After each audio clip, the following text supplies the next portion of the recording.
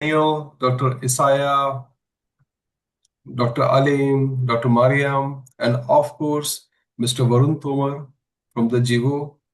I thank again for the Jivo to give me an opportunity and to give a nice place for my hospital, the Artemis Hospital. The facility is at Gurgaon, a city very close to the airport and is very known to all the patients who come from Africa. And this meeting is happening all because of Mr. Varun Tomar and Mr. Aditya, who has helped us connect on this platform where we can share our knowledge and our views about medical facilities. I am a general surgeon and a laparoscopic, robotic, and a bariatric surgeon. You can call it as a metabolic also. So, in my presentation, I will like to, tell you a lot about my branch.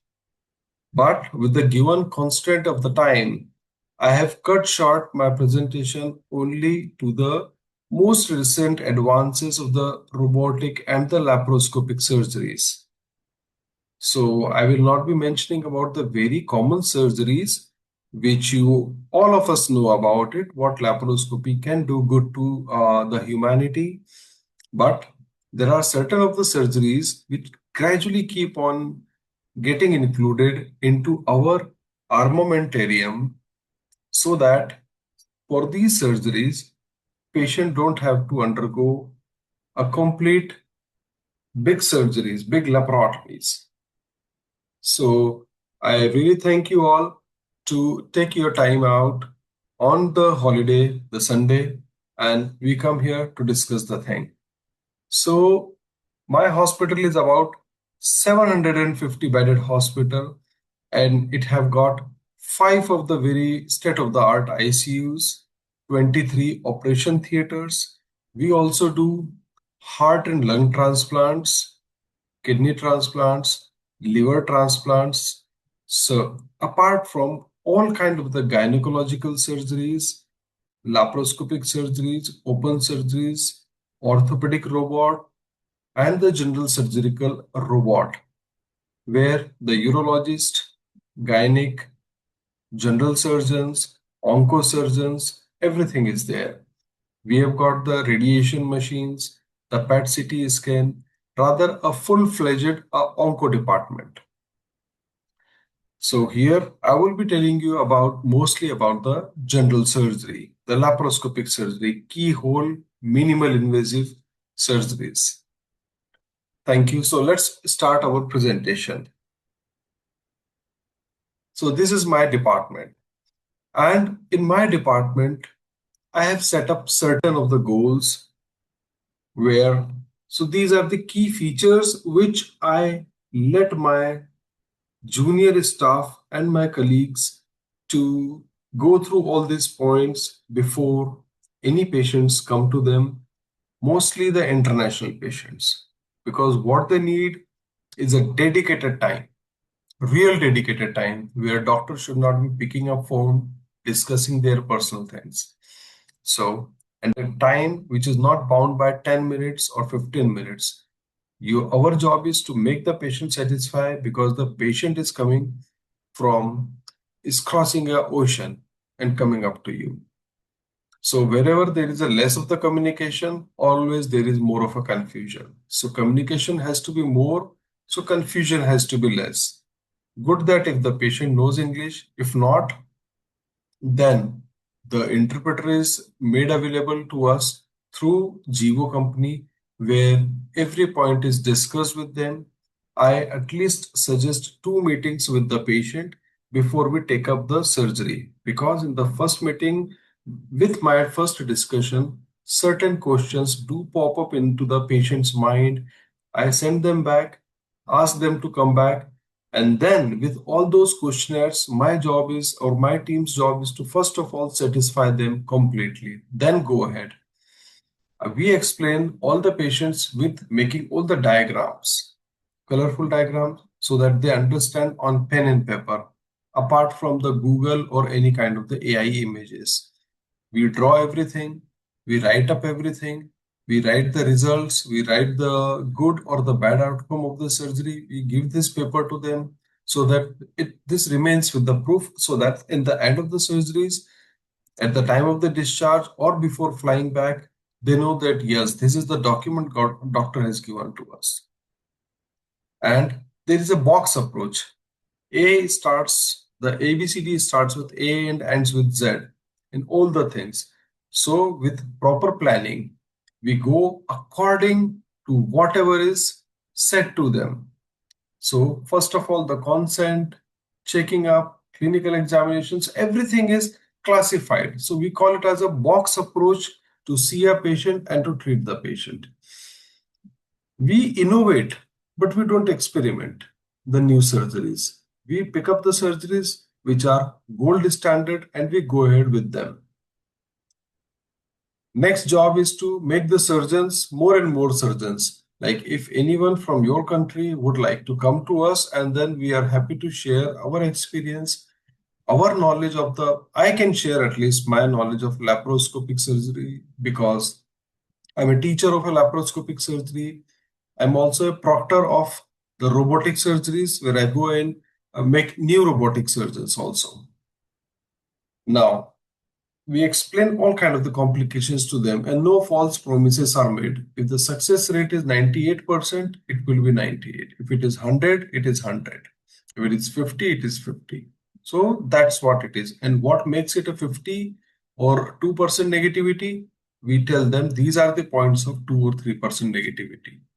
But in general surgery, touch wood, that all the patients, whoever we pick up, the result has to be 100%. And we give it to them. In the next slide, so as you have seen, I am from a GI surgery department. So my job starts from the esophagus till the back passage.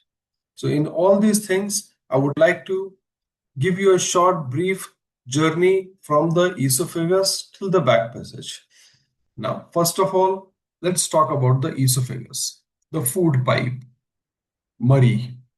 So in this, the food pipe, first of all, is the obstruction to the food pipe, the blockage, which happens, and there is a difficulty in the swallowing, recurrent regurgitations, and vomiting that the patient might face.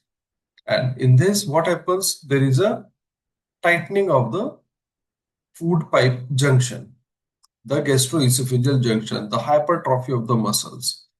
We do it by robotically and laparoscopically. We open up the muscles, release the pressure, and then the esophagus, it looks like this. How do we give 100%? During surgery itself, we always do the endoscopic examination of all the GI system up to the liver where the scope can reach. Or we check the passage of fluid.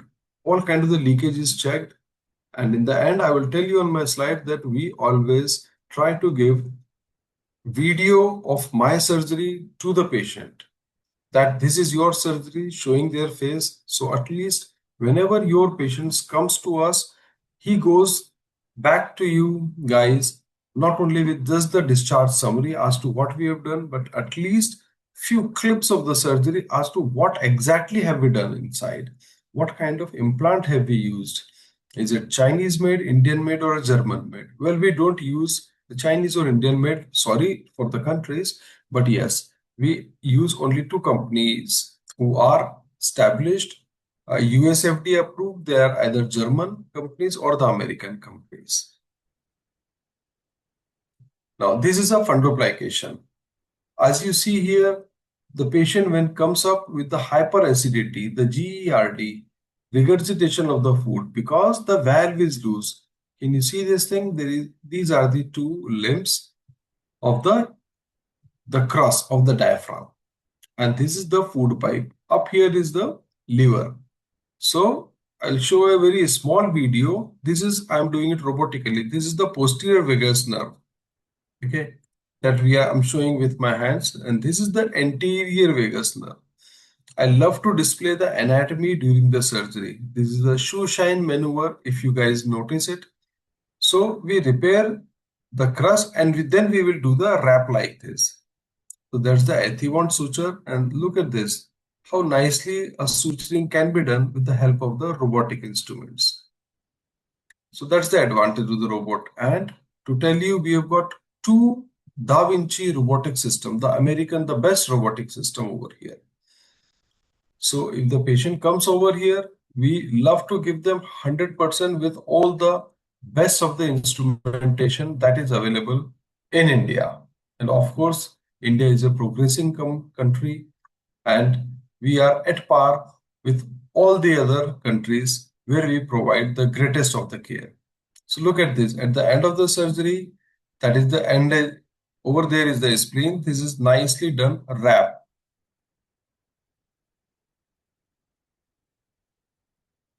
Next is the surgery where you guys might not be knowing. This is a thyroidectomy surgery. Usually, onto the right of your screen, this is a conventional surgery where we make a cut on the neck from right side to left side. It's a big cut. For some people, it may be cosmetically not appealing. It's not a nice scar to see. So what we do over here, that by robotically or laparoscopically, we go through axilla and the dark point of the breast. We go make a space, and under the skin, we burrow like a mouse or a rat, and then we do the surgery. So there are no scar onto the skin. Wherever we do the lymph node dissections of the neck, then for the thyroidectomy, also for the parathyroid adenomas, we don't cut open the neck. We go it under the skin and do the surgery. Recovery is faster, cosmetically very good, and for the female patients, it is really very nice. So this is how we do it. So that's the area of the dissection from the axilla, from the nipple, and right here under the skin. Then all the surgery is done by the laparoscopes. Now about the gallbladder, the most common surgery for a surgeon. Here, this surgery, I am doing a complicated gallbladder. I could have shown you the easy one, but this is a complicated robotic surgery. I am dissecting the cystic duct. All of you know gallbladder is attached to the body with two of the structures. This is ICG, indocyanine green. The bigger one is the CBD, and the smaller one is the cystic duct. It looks green. This is indocyanine green enabled robotic cholecystectomy, which we do it in a complicated anatomical cases. So that's the beauty. We have got the best. Now you can see the actual positioning. This is how we apply the clip, the plastic clips, not the metal clips. So the surgery is done with the precision and very nice. As you see, this is the, as I've recorded the video, this is the video that I give it to the patient also. So they know it exactly. Now, this is ICG enabled laparoscopic surgery.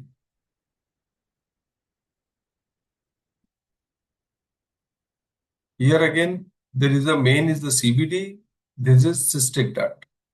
Now that was the robotic surgery. This is laparoscopic surgery. So you can very well see the difference between the laparoscopy and the robotic. And the big green that we see on the screen is of the liver. So if there is a confusion, indocyanine green dye, it clears up all our confusion.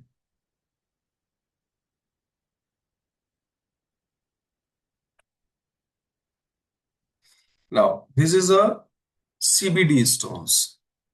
So for this CBD stone, onto the right side, can you see? This is the right hepatic duct stone, left hepatic duct stone, and these are so many of the stones which were actually in the CBD, just like that. And I'll show you the video of this thing also. We do it all laparoscopically. You see? So this is the surgery which we have done by the laparoscopy. And then we take out every stone, put in a stent in the CBD, and close the CBD accordingly. So the patient will start eating, drinking, normally from the very after 3 or 4 hours of the surgery. These were the tons of the stones that we have removed from the CBD. We don't do any kind of a the open surgery for this. Advantage is that with the cholecystoscope, we go inside, look into the individual hepatic duct, and then we remove the stones from there as well.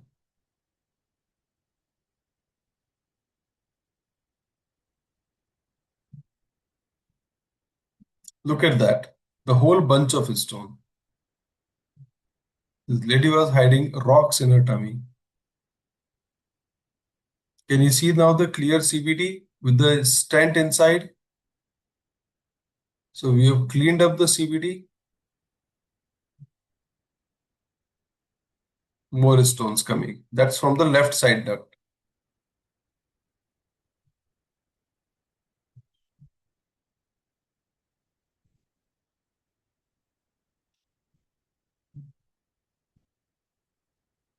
We have almost cleared. So that's how it is done. The laparoscopic CBD clearance. After the gallbladder, let's talk about the bariatric surgery, the overweight patients. Now, in the bariatric surgery, there are so many of the surgeries which are available in the market. You know it very well. That number one is the gastric balloon, which the surgeons don't use nowadays because it helps in losing only 15 to 20 kilos of the body weight. The next is a sleeve gastrectomy, where we remove about 80% of the stomach. It helps in reducing about 25 to 30 kg of the weight. Negative point is weight regain happens after 2 years. And the acidity still remains. If the patient is having acidity or something, then I suggest go for the MGB, the mini gastric bypass, also called as one anastomosis gastric bypass, the OAGB, or the SASE bypass, the single eyelid sleeve associated bypass. So you can design your own weight, how much do you want to go down up to. This is a metabolic surgery as well because it controls the diabetes of the patient and it is reversible also. I particularly give complete video so that particularly of the time where I am doing a leakage test so that there is absolutely no leakage on table and henceforth there won't be any leakage after the surgery as well. So that's my commitment. Now these are the different kind of the surgeries explained. Sleeve gastrectomy, in the very first thing, it is simple, 1 day stay, 30 kg weight loss, weight can come back again. This is the main bypass where it happens in the patients who are super morbid obese category. The BMI more than 55 or 60, but lesser than that, I do this mini gastric bypass. So the pouch is bigger, patient can eat or drink little bit better than the main bypass. No weight regain happens in this. Then there is this SASE bypass, which I was talking about. But in the right side corner, you see one C1 peptide level that I have highlighted. Now, what happens with this, that if we check the C1 peptide level, that is a marker that if the pancreas is able to produce more of insulin after this metabolic surgery or not. So until and unless the patient falls into my criteria of surgery, I won't do the metabolic surgery. By this, we change the diabetes status of the patient, the type 2 diabetes mainly, and patient can become euglycemic. What is our selection criteria for surgery? BMI is one criteria. Then patient must have tried the weight loss, motivated, age group has to fit into our criteria, no psychological problems, and this is a team approach. There is one physiotherapist, there is one psychologist, then there is an endocrine doctor. Number 4 is the cardiologist. Because of the overweight gain, there can happen some kind of a problem to the patient. So all these are a part of my team. And also, of course, the surgeon and the anesthetist. And the hospital stay in my bariatric surgery cases is just 1 day or very max in 10% of the cases, 2 days. After that, they go home very nicely. How do we control our type 2 diabetes? Either our tablets, insulin, Munjaro, or the Ozempic drugs, or the surgery. The surgery gives a very confirmatory 100% decrease in the diabetic status of the patient. The HbA1c level drops. I have seen in my own practice that it coming down from 12.5 level to 5.5 level. And patient can enjoy their sweets also, and the patient is off insulin. So that's the advantage of the bariatric surgery, where we take care of the diabetes type 2, not the type 1, type 2 diabetes. So we do the gastric bypass in Roux-en-Y fashion. Sometimes we have to do the ileal interposition. So there are ways that I calculate depending on to the patient's stability, his diabetic status, how long the diabetes was, how bad it is, the rest of the things, his lifestyle, his or her lifestyle, everything matters. So you've seen the patients going home happily. Within 7 days, the insulin goes off. So I'm telling you because I've seen it. So this is the case of intragastric balloon. If someone prefers, then yes, this is a small video to show you that as to how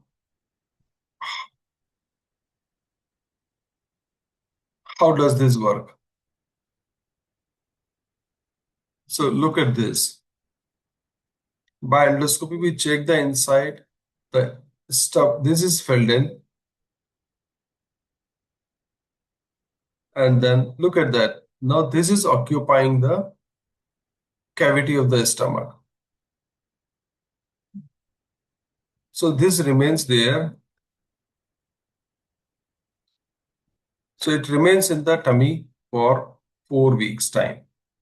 Now show you the after this intragastric balloon, let's go to the sleeve gastrectomy. How is it done? Though I could have shown you the actual video of the patient, but here the animated videos, they are better to understand.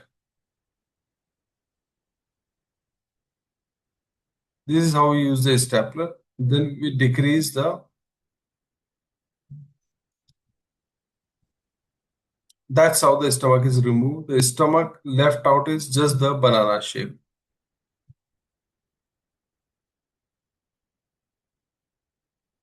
This is mini gastric bypass.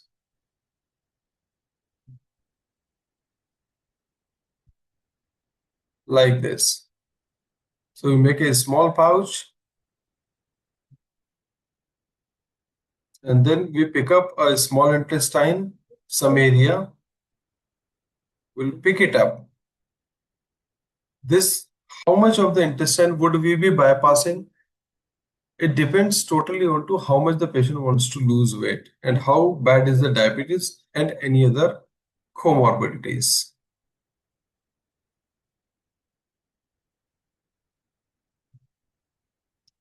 Now, this is the surgery under the belt that we do, like the hemorrhoid surgery, other than the GI surgeries. So, hemorrhoid surgery is where we do the hemorrhoids by the laser or stapler method.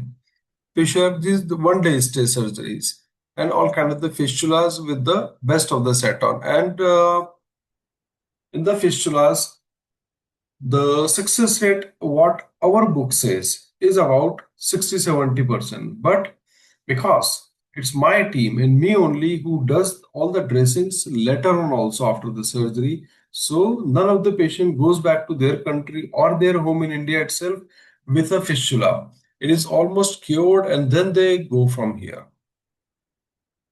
And for Dr. Ishaya, I must tell her that because she is a gynecologist, is she here? Or has she left? Yeah. So for Dr. Dr. Rakesh, Ishaya, she is a guy. Dr. He Isai is a male. is a money. Dr. Oh, Sai is a okay. money. Oh, hi, Dr. Isaiah. Hi, So, sir. Hi, Dr. sir. Isaiah, hi. Yes, sir. So, what I'm saying that other than the general surgeries, we also do the surgery along with the gynecologist for the very large myomas, size reaching Wow. up to 25 centimeters also. All kind of the So wonderful. myomas, yes, and adenomyomas for the grade 4 endometriosis, for the prolapse, we do uh, the sacrocolpopexy, the sacrocolpopectopexy, the birch suspension, all the robotically and laparoscopically for the stress urinary incontinence. Because so many ladies, they give birth by normal delivery. Hence, they'll end up into rectocele, cystocele, or urinary incontinence. So, for them, we also do these surgeries. And me being a laparoscopic surgeon, I love doing surgeries, so I venture into their department as well. But I don't do it individually because indication is set by the gynecologist, and then we do it in accordance. So now this is my robot, the Da Vinci system. Might have seen it, the surgeon console, the big machine, the patient card, and then the vision card. So it's a beautiful instrumentation machine where we go it with only for the planned surgeries, not for emergency surgery. For the planned surgeries, less pain to the patient, early recovery, and for the people who don't know how does what a robot, how does it work? So like this is where the seat where I sit, the electrocautery pedals onto the right side, that the screen, my eyes goes in there, and with my hands, these two things, small nibble things, we operate. Now that's the main robot, what I've shown you, and these are the ports which gets attached. Insufflator and everything is there for this patient. Okay. Now in the second video, I would like to show it to you. Though I am doing a suturing by the skin suturing, which is not actually required, but just to show you that how do they work, how beautifully, that they move. I can do the back flip from my the backhand for suturing. Look, twisting and turning. These things are not very much possible with the laparoscopic surgery. So that's the beauty of robotic surgery. The major advantage is that I get a 7-degree movement. The laparoscopic work like this or like this. That's it. Or like this or like this. But a robotic instrument, there is a wrist is given to you. In laparoscopic, my wrist was not. Now here, my hands can move in all the direction. And my dexterity there, though I am a right-handed surgeon, but I can operate with my left hand also with the same precision and same angulation. That's what is the beauty of a robotic surgery. The visualization is 3D picture, not 2D picture of the laparoscopic surgery. Magnification is up to 30x zoom, which I get only up to 3x zoom in laparoscopic. And I'm sitting on my chair like right now and I'm doing a surgery. I can do surgery for 4 hours, 5 hours also. So that's the beauty of a robotic surgery. Now that is the hernia. Look, I'm not showing you the easy hernias. I will show you the dangerous hernias that I have operated. So all the hernia, the inguinal, incisional, lateral hernias, hiatus hernia, we do it by all kind of the methods. By I usually use only the American mesh. I don't give my patient any kind of a choices to pick up. And of course, we provide all kinds of the videos. Like for you, this is the robotic pre-peritoneal hernia for the umbilical. So very finely we can pick up a peritoneum. See that? How beautifully my hands are moving. And thanks to the robot, thanks to the Artemis Hospital who has given us the facility so that we can operate with this robotic system. And this is how the hernia is reduced. See, I'm trying to make extra plane so that I can place the mesh in there. Lifting the wheel to fit in the mesh. That's how, with the back flip action of my hand, I can do the suturing of hernia. Look at that. The hernia is repaired nicely. Now that's the placement of a polypropylene mesh. A plain simple mesh is enough over here. After the placement of the mesh, my job is to again fix back the peritoneum.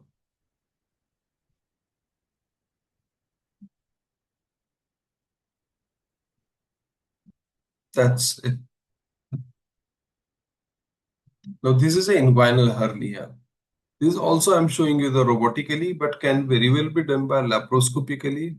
But the vision, like in these hernias, we see each fiber, each very small miniature structures. So how can someone, even if a physician wants to do a surgery, I say, come, do it with a robot.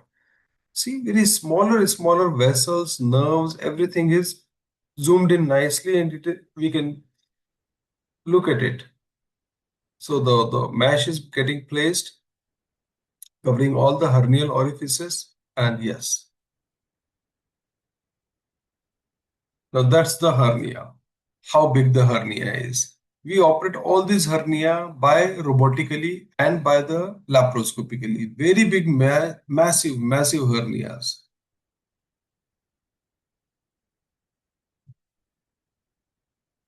They're all done by laparoscopy. Patient goes home without any infection. For the diabetic patient with such big hernias, it is the best method is to do it by laparoscopy. And we put the dual mesh, the composite mesh. So zero chances of recurrence of the hernia that we have seen. Look at this bad shape of the hernia. And this is this because the skin was bad, so I had to do it by open method. So after these hernias, this is the surgery. Very less surgeons they love to put their hands on such a patient. The ulcerative colitis and the Crohn's disease. Patient might come to you with recurrent bleeding per rectum, but there is no hemorrhoids. So the problem is that patient is having a continuous weight loss, increased frequency of the stool, there is blood in it, and this is called as after the colonoscopy, we pick up few pieces from the colon and then we do the biopsy. In the biopsy, if it comes out to be ulcerative colitis or Crohn's disease, initially my medical gastroenterology colleague, they give medical therapy. If the therapy fails, you may be seeing patients with the many of the steroids. It destroys their steroids destroys some of the part of the colon. Then we remove whole of the colon and replace and make a J-pouch, ideal J-pouch. So that taking care of the all the perianal sphincteric muscles. So in this, look at that. In the Crohn's, it's a skip lesion, but in the ulcerative colitis, a continuous lesion is there. That's how we do it. The J-pouch IPAA, ideal pouch anal anastomosis. Now, this is most recent surgery that I've done. And look at that. Even in this screen, one is the camera screen, one port, two port, and over here is the third port. Just by one, two, three working port, we have removed the complete colon, which is coming out from this small port area. Look at that. The cecum, ascending colon, hepatic flexure, transverse colon, descending colon, and that is up to the rectum that we have removed it completely just by laparoscopically. So that's the beauty. I always say it's a beautiful thing that I have learned laparoscopy. Now in this, I'll show you the rectopexy thing. So that's the pelvic brim where the Vinci robot very nicely all the movements are controlled, no vibrations, no confusions. I'm entering into the holy plane, the avascular plane, and then picking up all the fibers. How can I injure a nerve like this? That's it. So that we have made up a clearly the complete passage and the placement of my mesh also. So I'll put in a mesh, start repairing it.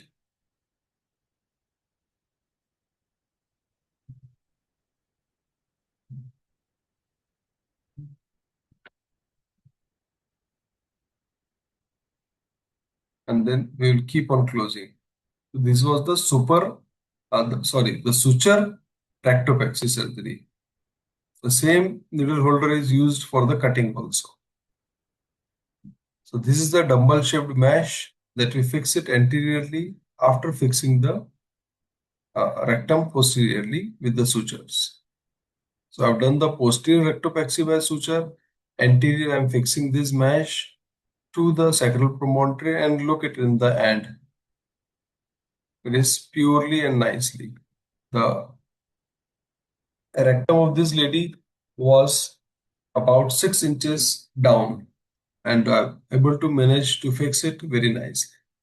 Now, so there's certain more of the things which I could not discuss you over here because of the time constraints. I do single port laparoscopic surgery for Dr. Ishaya, sir. I do the single port TLH, total laparoscopic hysterectomy, single port ovarian cystectomy, single port bariatric, single port appendix, single port gallbladder surgeries also. The patient's BMI has to be thin. I also do the redo or the revision bariatric surgery. If it is failed, if there is a weight regain is there, so proper counseling, assessment of the stomach, that is very much important. And then I do the redo or the revisional bariatric surgery also. And thanks the blessing of the God, none of the patient of my bariatric surgery goes to the ICU because we tend to wash out all the CO2 from the fat also in theater itself after the surgery. My surgical time for the bariatric surgery is an hour. That's it for bypass and 30 minutes for sleeve. Yeah. I also do the surgeries for recurrent or the failed hernia also. And if there is a bullet injury or the blast injury to the abdomen, we repair the anal sphincters for such kind of the patient, or with the help of plastic surgeon, we repair and make a new anal sphincters also. So these are the surgeries that we do more. Towards the end of my presentation, I just tell you that this is how what the satisfied patients are, from how good that their BMI has reduced, and my happy patients from all over the continents. From this middle one, this gentleman is from the New Zealand, and some from the Africa, from Kenya, from all kind of the Australia, England. We keep getting patients, and how smart that they are becoming now. And I'm so happy to see them. This man is from Afghanistan. I remember them. Yeah, a lot. So they're getting thinner and better in the shape. I keep a regular follow with all my patients. So I bring greetings from my hospital, and which is well equipped and all kind of the facilities, very close to all kind of the malls and metro places, so that patient does not feel aloof. And there is a caretaker who loves to take care of your patients, along with so many of the guest houses all around my hospital, for which your company, Jivo company, helps in arranging all these logistics to the patients once the patient is out of the building. So I thank you all. This is my youngest patient. So I do the advanced GI. So the gentleman is from the Iraq. So someone has injured his esophagus while putting in Ryle's tube in the meconium, while aspirating the meconium. So I repaired his esophagus. I replaced it with the stomach. So now look that he's happy eating. Very nice patient.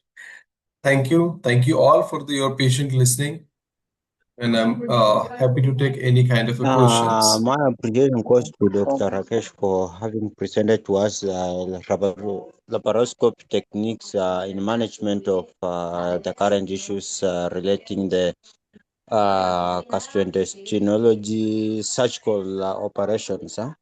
Kindly, Yes, my question is that as far as we are moving from this current world to the modern world in regard to surgical yes, operations. If a patient has not been confirmed, whether the referral to India or other facilities too, how can we as healthcare professionals from other countries be able to monitor, be able to realize and strategize the way we can handle these people and the way we can be able at least to get financial aid and assistance so that these people who are far away from the country, how can they benefit from Yes, this intervention, from all these interventions that are being made, so that we can promote life together, not only for foreigners, currenters, but also for not only for local clans, but also for foreign clans too. So it will be my request for Dr. yeah, Rakesh to be able at least to simplify and explain to us how it's gonna make us be of value and be of proper management to our clients too. proper money. Okay, so my suggestion, I can answer your question in two parts. Number one will be dealt by Mr. Varun as to how he can make arrange all these things with the given constraint of the money and all these things. But second thing, that how can I help your community at your own place by the knowledge that I have is, if any doctor that you know or you yourself or any of the surgeon who wants to travel to India, I can teach them few surgeries over here. And as I'm a good teacher, I feel so, my student says so, I can teach them the laparoscopy in 1 month. I can teach them. So I can generate a good surgeons, okay, in you. And about the logistic of a patient, Mr. Varun must be happy to share his points. Thanks, Dr. Rakesh. So, Dr. Nasuru, Dr. Ramadan, see, the issue is, financial challenges are real, whether it is India or Kenya. But about Kenyan, and to complement Kenyan healthcare system, in the past decade, they have made a lot of progress. So, a lot of procedures which were not available earlier, they are available now. So, first, I want to add on to what Dr. Rakesh said. So, these master classes, they help in breaking the ice with all of you. And then, as Dr. Rakesh said, there is a fellowship program the interested surgeons can do, train under Indian surgeons, and they can go back and practice. Second, about helping patients. So, the Nigerian insurance, the national insurance, the BIMA, the Kenyan insurance BIMA. So if there is a procedure that our patients need, and if it is not feasible locally, uh, the insurance, the national health insurance, it reimburses the patients. We have had patients, a bone marrow transplant patient, because bone marrow transplant capability was not in Kenya. They came to India, they paid out of pocket, but they submitted the bills, and all these hospitals like Artemis, Fortis Max, they are reputed healthcare brands globally. So all those bills were accepted, and the patients were reimbursed because they had that government insurance. So whenever you have a patient, how it should happen is that you share the information with us, we document the case, and even before they make up their mind to come, the hospital provides a tentative cost estimate also. At that time, if they lack finances, they can discuss with us. There are a lot of mechanisms available, like community fundraising, or sometimes employers pay for it, sometimes insurance covers it. So we can help out with that. And let's say in a case where finances are really a challenge, so doctors like Dr. Rakesh, based on your doctor's note, they can provide their opinion that this is how one should, Yes, proceed with this case. And given the constraints of your environment, as doctors, as surgeons, Dr. Ramadan, then you are the best judge. You can.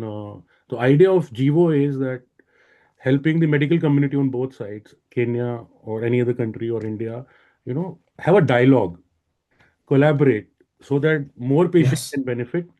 And if Geo succeeds, like if we have a million doctors in Africa and we have hospitals like Artemis, we would have the financial strength and capability to even talk to the government agencies like Indian ministries and Kenyan ministries in terms of having bigger MOUs with the hospitals. I'm sure in that kind of a scenario, Artemis will be very happy to do that knowledge transfer, true. run a Yes, program. Artemis has taken overtaken management, running management, overtaken a hospital in Mauritius also. So similar True, things true. can be done in Kenya also. Dr. Ramadan, I hope I have answered your question. We can continue. We can have a call, you and me, one on one, and we can continue. So Dr. Miriam wants to say something. Dr. Miriam, please go ahead. Thank you. Thank you so much. Dr. Rakesh, very inspiring to see Hi, your work. thank Hi. you. And Hi. to see all the advances in this area. My question was when you showed the diagrams of the different gastric bypasses, the first one, the Yes. simple gastric bypass, your Mm-hmm. last bullet stated Yeah. 2-year recurrence. Yes. I wondered what that was. What's is recurring and what do you do about it? Is it a temporary measure? What is it? Yes. So that's the slide. Okay. Yeah, So that's whenever the we do slide. the sleeve gastrectomy, in the very first Yeah. thing, the last line, the recurrence, that means the regain of the weight. The weight comes Oh, back in, yeah, the recurrence means the regain of the weight. So the oh, weight comes back again. It is because of the improper counseling of the patient, not uh, understanding his or her food habits, the livelihood, working, how much can the patient walk, exercise, or do things. Lot of things. It depends on to that. So if the but patient, does the anatomy change from the surgery because of yes, that? yes, It does. It yes. goes back again. No, it cannot go back again. The Uh-huh. stomach, the Okay. sleeve starts dilating. So what we do, we convert the first surgery, the first surgery, the sleeve surgery into the MGB. You see the Yeah. third one surgery, the MGB. We convert Yes. the sleeve into this surgery, and then the patient Oh. again start losing. It depends. Either we do the SASE bypass, the type 4 of the surgery, or type 3, the MGB, or the type 1, depending onto the patient's habitus. Oh. Thank you so much. Okay. Thank you, Dr. Dr. Rakesh, we have a couple of questions from Dr. Alam. Dr. Alam is from Ethiopia. So Hi. he wants to know the complication of robotic thyroidectomy when we compare with the conventional. So wants you to talk about complications in thyroidectomy, robotic surgery versus the conventional open surgery. Right. Okay. So, like the F1 drivers, the Formula One racer cars. If I ask them to drive on a smaller city road, they will crash everywhere. And if I ask a city driver to drive on a F1 track, they don't know how to drive it. So, for one particular set of the surgeries, a particular surgeon has to be trained. So, like I got a training, and I have been doing the robotic surgery for the thyroid and neck surgery for years. So we don't do any complications. Okay. So there has to be an indication, not the complication. If your indication is right, the complication is less. So our indication is not more than 6 centimeter of a thyroid lobe should be there, or on more than not more than 6 centimeter of thyroid nodule or thyroid lobe has to be there. Okay, so if it is less than that, you do it the robotic or the laparoscopic. If more than 6 centimeter, I suggest the patient that let's go for the open surgery, irrespective of the cosmetic. So touch wood, I identify the recurrent laryngeal nerve on both the sides. Everything. I identify 4 parathyroid glands before I attack and remove the thyroid. So I have touch wood, I have not seen any complications of the thyroid surgery. Touch wood, I have not seen the neither by the open, robotic, or laparoscopically.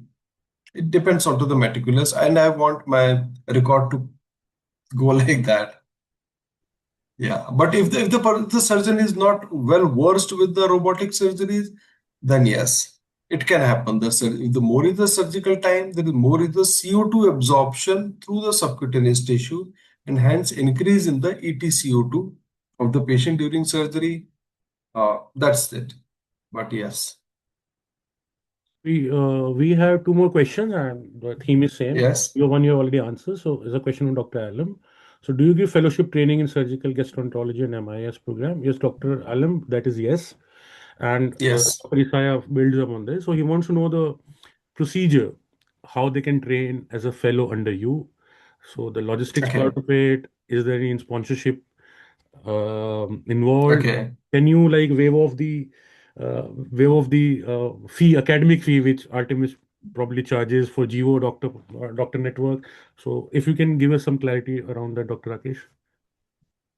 Okay. So I'm a surgeon, and I can give you complete training of the laparoscopic surgery in a month or 2 months of the time, and can train you in certain of the surgeries.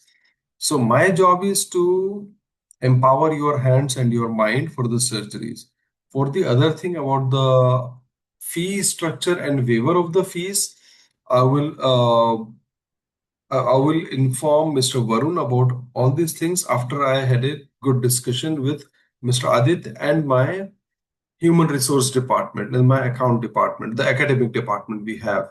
So their exact amount and everything, it's about Mr. Aditya and Mr. Varun. They will let you know. So let me have a word with them, and I will pass on message to you through Mr. Varun. Dr. Rakesh, I have a question. So now I don't know if I'm using the terminology correct. So now there are a lot of drugs which have been approved, like Monjaro, GLP for weight Yes. control, and like about bariatric surgery also. You said if lifestyle changes are not there, there's a recurrence in 2 years. So how, Yes. as a expert on this, you see that can these drugs, these medications replace the need for undergoing bariatric surgery? Patient avoid going. So, what is your POV on this? Okay. So, Mr. Varun and all the audience, now injections you have to keep on taking every weekly. Injections is not a permanent cure. If the patient can start enjoying the weight loss with the injection, but if the patient's weight is more than BMI 45 or 50, then by injection, he or she cannot melt down to the BMI of 25. I mean, a patient of 150 kg cannot become 75 kg just by injections. For that, he or she need a permanent kind of a therapy, the more anatomical one, more acceptable one. But with the injection, only if person wants to lose little bit of the weight, few kilos, 100 kg wants to come down to 85 kg, I say only injections, no surgery is needed. Person of 125 kg wants to come down to 110 kgs, go with the injection, no surgery. Surgery is for the person who is having comorbidities, sleep apnea, then there is a problem with the knee joints, the back pain. Then there is a stress urinary incontinence. Then there is a bronchial asthma and the socio-economic things. And the weight is too much. For that, the bariatric surgery is the best one. Injection is good for initial thing. And if the patient chooses to do the surgery, so before surgery also sometimes I have to give injection for 2 or 3 months so that to bring down to the patient to better the patient's condition. So the patient is getting accepted for surgery by the anesthesia doctor. So the both these things they go hand in hand. I'm not totally against the injection. Yes, I do give injections to my patients also. So one cannot replace the other. All these things are added. So, sir, there's a question from Dr. Isaiah. How can you treat stress urinary incontinence robotically? Okay, Dr. Isaiah, what happens? Why does the stress incontinence happens? Because in the females, the urethra length is just the 4 centimeter, this much. Okay, so if the internal urinary meatus, the junction of the urethra with the urinary bladder, if it goes down, if it sags down, then the weakness of the muscle happens, and then the control decreases of the internal meatus over here. At the external meatus, it is nothing to worry. So if it sags down, the internal meatus sags down. Our job is to lift it up, make it all right, and make it straight. So what I do, by the birch suspension, I put 3 of the stitches on this side, this is the urethra. I have put 3 of the stitches onto the anterior vaginal wall of the patient and 3 stitches on this side. And then I lift these things and fix it to the pectineal ligament. So by robotically, the suturing in that very narrow space is much better than laparoscopic one.